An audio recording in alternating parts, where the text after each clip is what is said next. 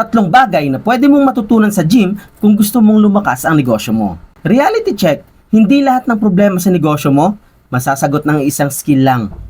Napansin mo ba, kapag pumunta ka sa gym, ang daming iba't ibang equipments. May treadmill, may dumbbells, may barbells, cable machines at kung ano-ano pa. Bakit? Kasi bawat isa may specific na purpose. At na-realize ko, ganun din pala sa negosyo. Kung gusto mong lumakas ang negosyo mo, eto ang tatlong bagay na pwede mong matutunan mula sa gym. Number 1, different tools build different muscles. Kapag gusto mong palakasin ang dibdib mo, may specific exercise para doon. Kapag legs naman, ibang equipment din ang gagamitin mo. Sa negosyo, ganun din.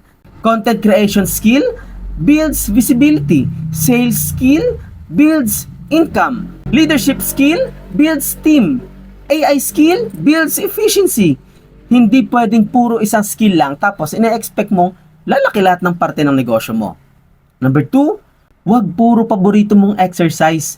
May mga tao sa gym na puro biceps lang ang ginagawa kasi gusto nila makita agad ang resulta sa salamin. Sa negosyo, may mga tao rin na puro learning lang or puro posting lang. Pero iniiwasan nila yung sales, follow-up, prospecting dahil mahirap daw. So ang problema, hindi balance ang growth. Third, the strongest people train multiple areas.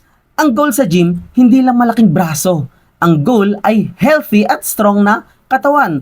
Ganon din sa negosyo. Kailangan mong i-develop ang communication skills mo, marketing skills mo, sales skills mo, at mindset mo. Kapag balance ang growth mo, mas matibay ka kahit anong challenge ang dumating.